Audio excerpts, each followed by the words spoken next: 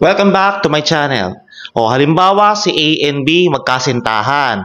So itong si A nag-cheat and nakipag-flirt siya kay C through Facebook Messenger. Ngayon, itong si B nahuli niya si A. And syempre, nasaktan si B. Kinuha niya yung chat logs or in-screenshot niya yung mga chat logs ni A. Ito naman si B, pinost niya yung mga screenshots sa Facebook at nasira yung career ni C. So ito rin yung madalas na tanong sa Facebook.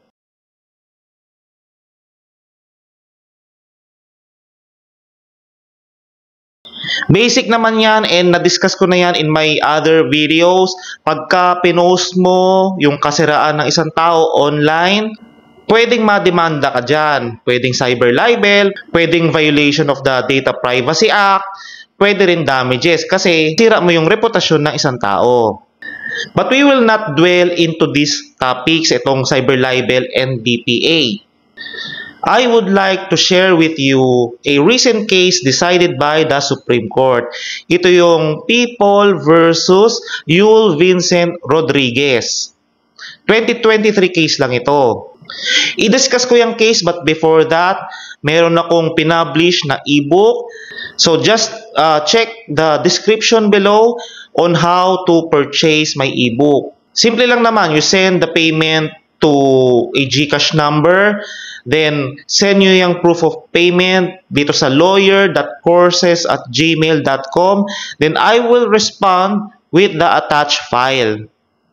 So discuss na ngayon natin itong Rodriguez case.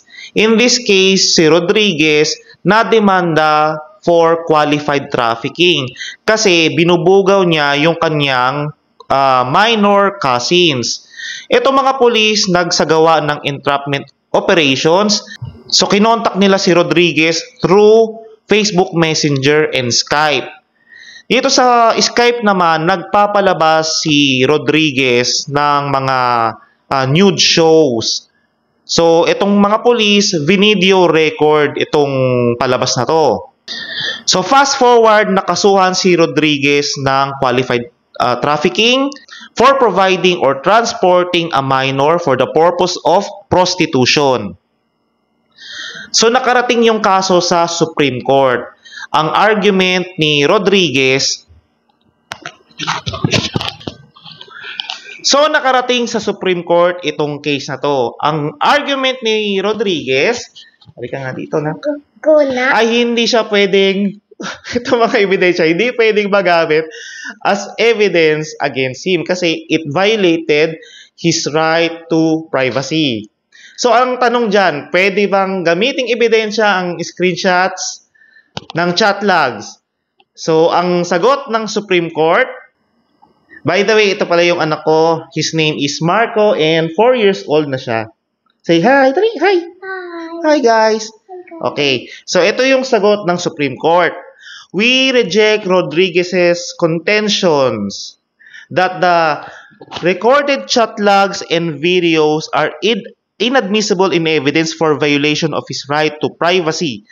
Republic Act number 10173, also known as the Data Privacy Act of 2012, allows the processing of sensitive personal information when it relates to the determination of criminal liability of the data subject and when necessary for the protection of lawful rights and interests of persons in court proceedings. Sa madaling sabi, pwede if ang purpose is para malaman ang criminal liability and if gagamitin sa court proceedings para maprotektahan ang karapatan ng mga tao. So that's it for today's topic. Sana marami kayong natutunan. Please like this video, share this with your friends, subscribe to my channel, and do not forget to hit that notification bell icon para ma-notify kayo ng mga next videos ko na i-upload. Thank you very much po.